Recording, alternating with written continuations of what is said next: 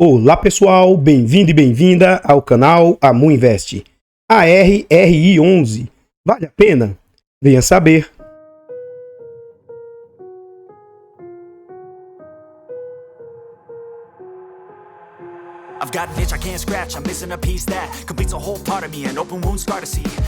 Então pessoal, este é um fundo imobiliário do setor de papéis, ele é um fundo imobiliário de recebíveis. Na data em que eu gravo o vídeo, ele está sendo negociado ali a R$ 9,05. Ele entregou de dividendo nos últimos 12 meses, 13% de dividendo. Ele vem sendo negociado a um PVP de 1,03, mas cuidado, tá? Sempre que você for olhar para um PVP, principalmente para FOFs, fundos fundos de papel, fiagros, se ele tiver ali dívidas ali dentro, cuidado para saber como é que essas dívidas são marcadas. Esse é um fundo de base R$10. Ele não teve nenhum prejuízo assim de ser devedores, a sua dívida ser marcada a zero. Então daqui a pouco a gente vai ver que ele vale muito mais do que ele está sendo marcado, é porque ele é marcado na curva. Enfim, eu não vou ficar me alongando muito nisso, mas ele está sendo negociado ao PVP de 1,03, mas na minha humilde opinião, ele está bem mais barato que isso, ele está com deságio ao invés de ágio. É um fundo com liquidez média baixa, ele negocia uma média de 217 mil por dia, mas é uma liquidez que para pequenos e médios investidores, dependendo do seu perfil, eu acho que é uma liquidez aceitável. É um fundo que vem, apesar de tudo, numa variação positiva de quase 20% nos últimos 12 meses, mas é um fundo que vem sofrendo bastante. No quesito de cotação, como eu disse, esse é um fundo de base R$10. Então note, na verdade ele era de base 100, tá? E ele migrou para base 10. Esse aqui seria o valor justo do fundo. Fundos de papel não tem essa história dele valer 11, 12 reais.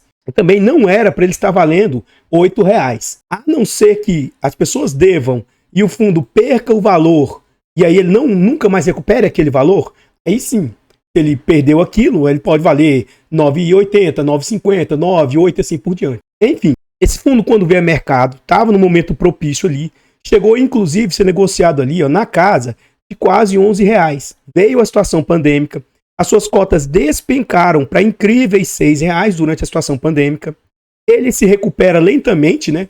Volta a patamares próximos de 8 reais ali, no final de 2020. E aí durante o ano de 2020, até mais ou menos ali o meio do ano de 2021, o fundo tem uma rampada, volta ao seu valor justo e inclusive volta a ser negociado com ágio ali próximo de 12 reais. Depois disso, todos os fundos de papel começaram a sofrer. Então ele volta à sua média ali, ao seu preço justo de 10 reais, e inclusive começa a ser negociado até abaixo disso, chegando a 8 reais. Agora, mais recentemente, o fundo está lateralizado, ele se recuperou, e está andando lateralizado aí nessa faixa de 9 reais, que é a cotação atual. Aqui mais abaixo a gente vê algumas informações a respeito do fundo. Então a gente vai ver o nome. O CNPJ é um fundo para investidor em geral, ele é de títulos e valores imobiliários, ele é um fundo de papel, ele é por prazo indeterminado e ele é de gestão ativa. Em relação a taxas e vacância, taxas o fundo a gente vai deixar para ver lá dentro do relatório gerencial, não há que se falar de vacância para fundos de papel. É um fundo com mais de 26 mil cotistas, ele tem mais de 15 milhões de cotas emitidas, e aqui o que eu falei para vocês, aqui está dizendo que ele vale R$ 8,74. Mas não tem, o fundo é de base 10, ele está valendo só 8,74. Então assim, por mais que o fundo não valha aquilo tudo, no mínimo esse fundo vale 9,50, 9,70, 9,80. Então ele ser negociado ali abaixo de 9,50, ele está sendo negociado abaixo do seu valor. E lá em cima, diz que ele está sendo negociado acima do seu valor. Então, é só para você ficar atento em relação a esse tipo de situação. Ele vale 134 milhões aí no mercado, e o seu último dividendo entregue não foi 11 centavos, tá?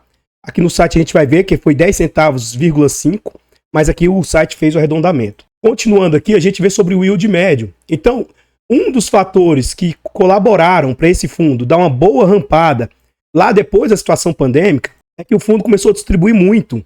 Então, o yield do fundo foi lá nas alturas, E isso aqui foi um dos fatores primordiais para a cotação do fundo disparar, né? E aí, como o público é rentista, imediatista, acha que um fundo vai pagar para sempre 1,5%, 1,8%, 2%, isso aqui era algo totalmente atípico. Um bom fundo de papel, bom sim, um fundo de papel arriscado, O normal é ele pagar algo na casa de 1,20. Isso é algo normal.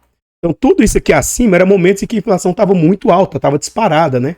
Então, em termos de yield, esse fundo já chegou a entregar ali na casa de 1,80 de yield, ó, 1,20 em média, quase 1,5 em média, e atualmente o yield está mais próximo de 1,20.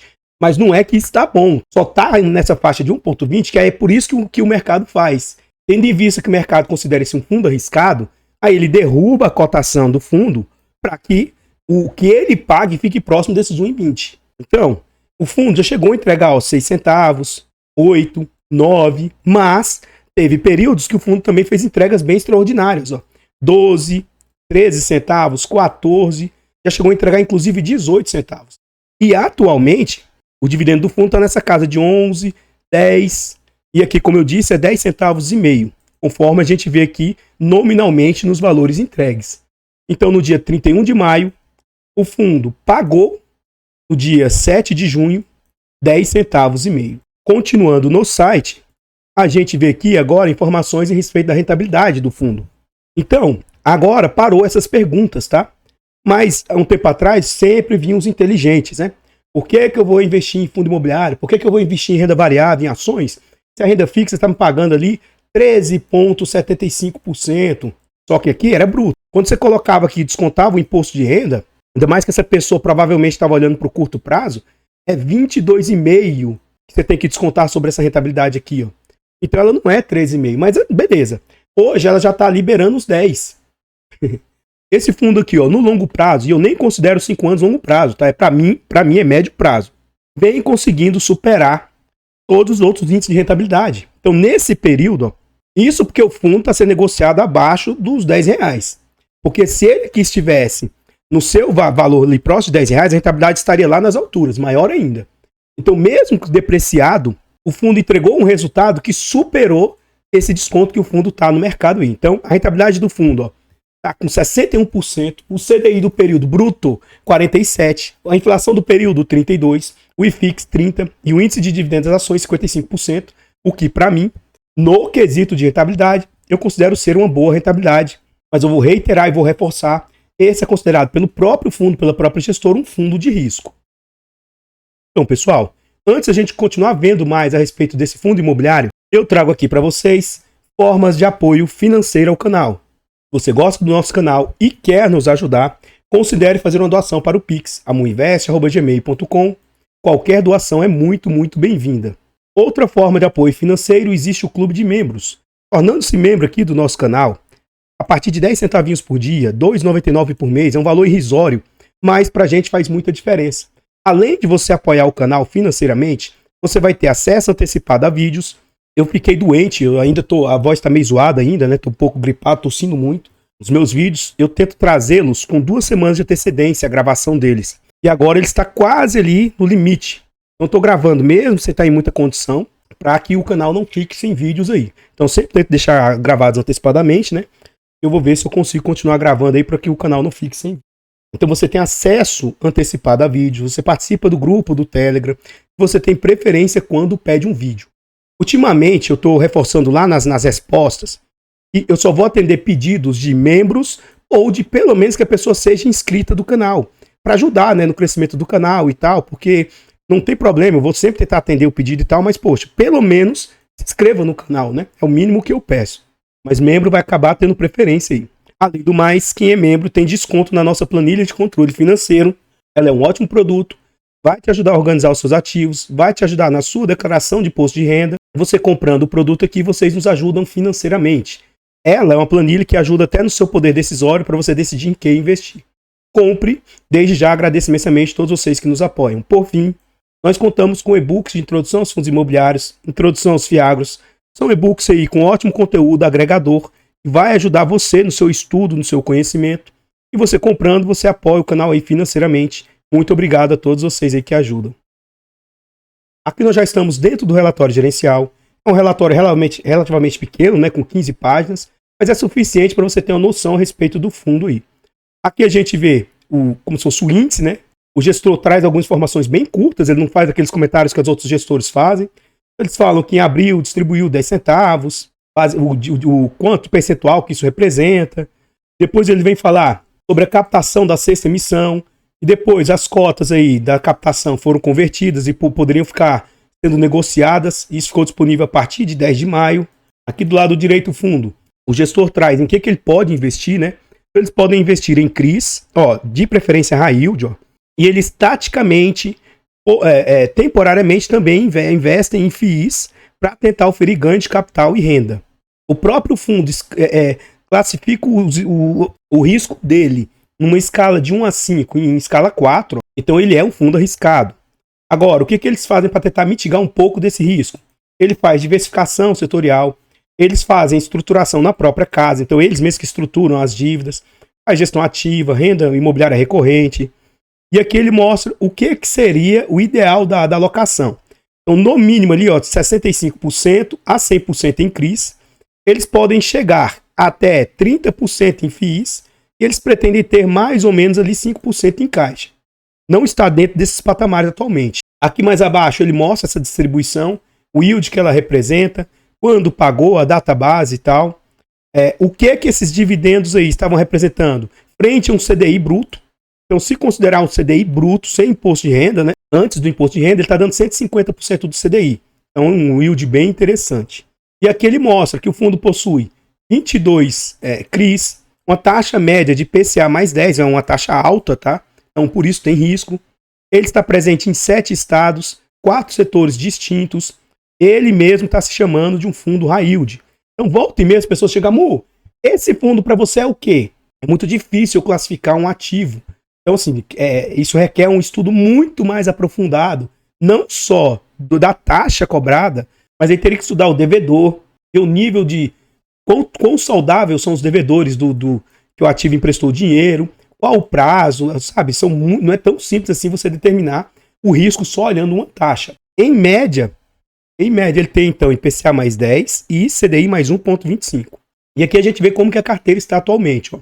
82% da carteira está em CRIs, ele tem 7% em FIIs e 10% em caixa. Ele é majoritariamente quase que 100% em IPCA, 99%. Apenas 0,7% é em CDI, então é basicamente IPCA. Então esse fundo, se o IPCA for bem, ele vai pagar bem, mas quando o IPCA for mal, ele vai pagar mal. Inclusive é por isso que tem oscilação na renda variável, tá? Em fundos de papel. Ele faz a própria divisão, 73% dos seus devedores são de alto risco, né, high yield.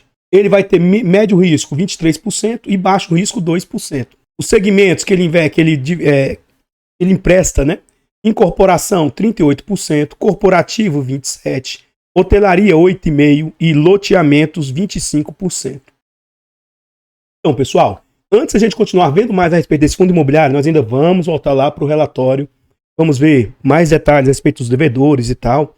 Antes da gente ir para essa parte, eu trago aqui para vocês formas de apoio gratuito ao canal.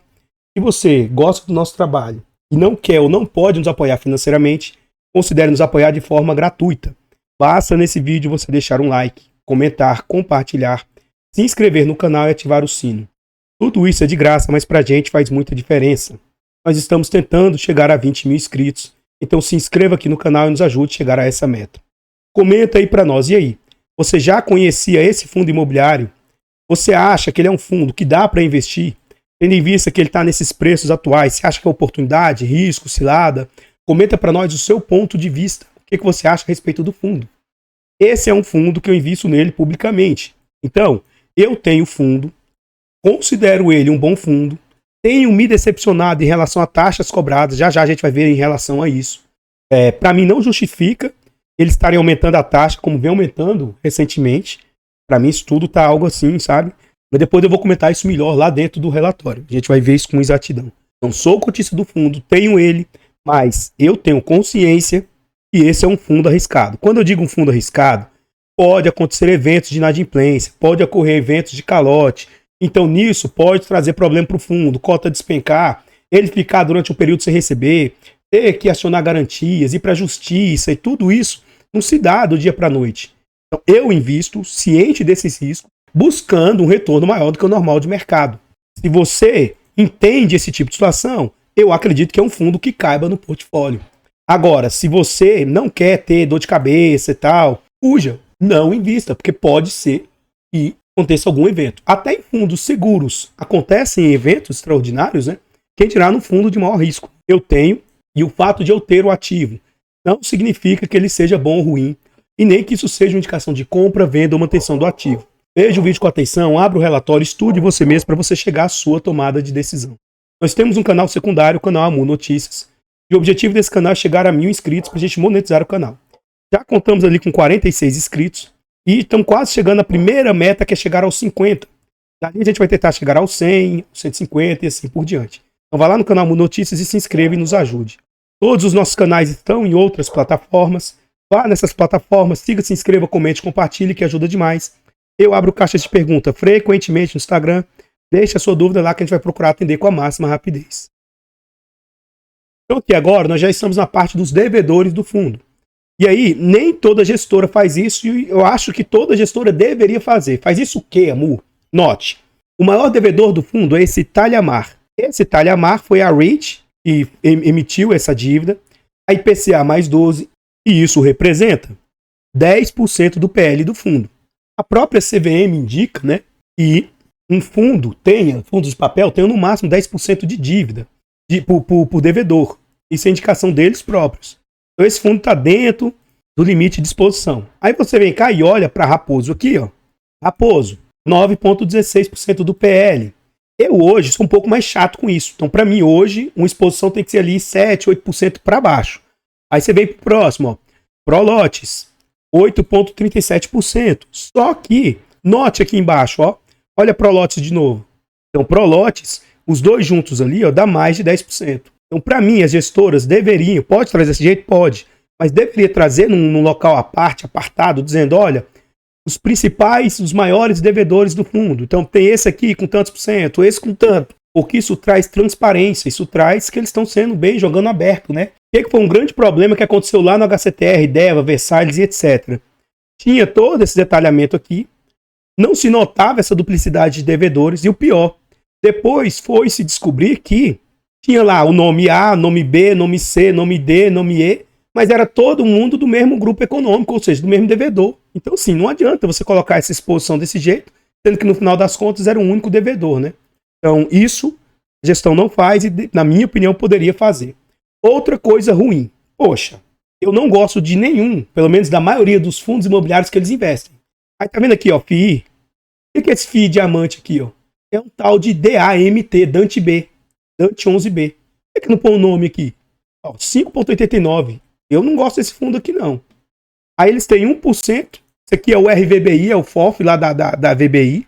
Eu até decidi que vou permanecer com ele, 1%. Aí ele tem aqui, ó, o EDGA 11, que é um fundo que está sofrendo bastante. Por que eles não põem o nome? Ele tem esse aqui que eu fui pesquisar o nome, já até esqueci. Se eu não me engano é VVRI 11. Quase nada à disposição, sabe? Mas, poxa, põe a carniça do nome do fundo aqui pra gente, né?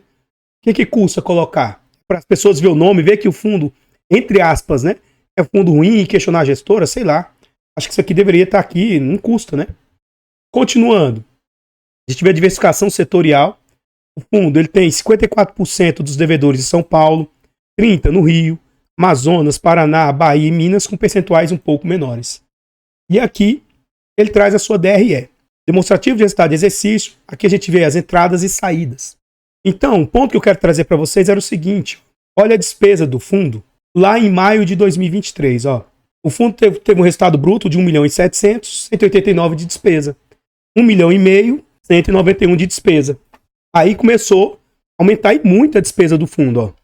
1.800.000 saltou para 250 mil. 1.400.000, ó, caiu receita, manteve a despesa. Receita baixa, manteve a despesa. Receita baixa, a despesa aumentou mais ainda. Receita 1.800.000, alta. Por que aumentou tanto de um tempo para cá, essa despesa do fundo? E mais, note isso aqui. No último mês, que é abril, me causou estranheza. Então, ó, 250, 238, 215, 235, 221, 260 mil. Fez aumentar mais ainda num mês que o fundo gerou só 1.200.000 de resultado. O que a gente observa? Um fundo, ele gira muito, ó.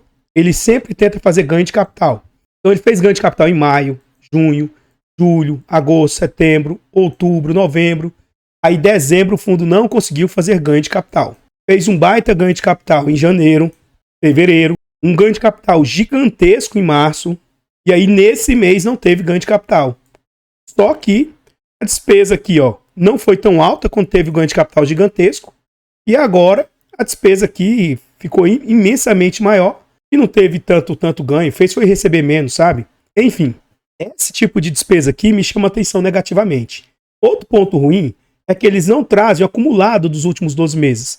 E aí já ficaria um pouco mais assentado. Note, olha a diferença, ó. Num mês mais normal, que foi março, e outra coisa, as despesas do fundo, ele não traz um destrinchamento. Então pode ser que não está indo 220 mil para o bolso da gestão, pode ser que eles não estão indo tudo para o bolso deles. Mas cadê a transparência para a gente saber o quanto que vai para o bolso da gestão, né? Então, lógico que você pode ir lá nos informes mensais, os informes trimestrais e buscar esse tipo de informação. Mas caramba, se você traz isso aqui, já seja transparente e mostra a informação aqui. Quem é de vocês que abre um relatório mensal ou um relatório trimestral para ver as informações? Vocês abrem um relatório gerencial e olhem lá. Então, enfim, isso aqui para mim tinha que estar aqui. Mas enfim, em março, olha o que representou. Ó, 221 mil, que eu vou colocar 222, vezes 100, dividido por 2.414. Então a taxa aqui, ó, foi uma taxa cara, mas aceitável, na casa ali de 9,19%. Bacana. Agora, se a gente pega só abril, olha só, 260 mil vezes 100, dividido por 1.209. Olha que absurdo. Tá dando ali, tá dando incríveis 21%, quase 22%. Então, se ele traz o acumulado do ano, fica um pouco mais tranquilo a gente calcular e fica até mais justo. Mas, enfim, essa despesa do fundo aqui, ter vindo aumentando, né? Aqui me chama a atenção muito negativamente, é um ponto negativo aí que eu estou insatisfeito em relação a isso. Outra situação que eles poderiam dizer o seguinte, bacana, o fundo teve um resultado líquido de 1,5 milhão e distribuiu 1 milhão. Distribuiu 1.600.000, distribuiu 1.200.000. Quanto que ele distribuiu? Essa distribuição, ele não diz o que foi. Porque assim, ó, se 1,5 milhão fosse 11 centavos, como que 1.300.000 deu 11? Como que 1.500.000 agora deu 10? Então isso aqui não representa o quanto que ele distribuiu, entende? Então o que é o resultado líquido e o quanto que eles estão distribuindo, entende? Porque, lógico, aqui ele teve um resultado muito acima, tá vendo? Então, 900, 1 milhão, 1 milhão, 700. Cadê a reserva? Quanto o fundo tem de reserva? Ele está consumindo a reserva? Ele está gastando? Está usando? Sabe? Cadê essas informações? Isso falta no relatório. E, na minha opinião, é uma simples transparência que a gestão poderia estar tendo, né? Ele traz a sua rentabilidade histórica, bem superior aí ao IPCA e o CDI, a gente já tinha visto isso lá atrás. E aqui ele traz os devedores do fundo. A gente viu lá no início do relatório, o CRI Talhamar. Esse Talhamar, o devedor é a Tamargueira, é um REIT securitadora. Ele emitiu a taxa de IPCA mais 12, vai vencer em novembro de 2028. O que foi dado como garantia? Garantia fidejussória. Então, foi dado aval da controladora e dos sócios da pessoa física. A alienação fiduciária, eu gosto muito disso. Juridicamente, alienou fiduciariamente, você vai lá e pega o imóvel como garantia e acabou. Seção fiduciária dos direitos creditórios. Aqui ele vai falar o que é esse residencial Talhamar. Então, essa parte final aqui é uma das partes mais importantes do relatório e é uma parte que eu vejo que as pessoas não dão tanta importância. Então, abra o relatório, estude, veja em que você está colocando o seu dinheiro, entenda os devedores aí para você ver minimamente onde você está pondo o seu dinheiro a risco. Afinal de contas, apesar de eu estar falando do fundo, seja bem ou mal, é o seu dinheiro que vai estar sendo colocado a risco, né? Então, estude o ativo para você entender se você quer investir nos fundos aí ou não. Então, pessoal, o que eu tinha para trazer a respeito desse fundo imobiliário são somente essas informações. Eu gostaria de agradecer imensamente todos vocês que nos apoiam, seja de forma gratuita ou de forma financeira. Considere ir lá no canal Amu Notícias e se inscrever. Eu vou ficando por aqui e eu espero encontrá-los nos próximos vídeos. Fiquem todos com Deus, tenham um bom dia, uma boa tarde, uma boa noite e fui!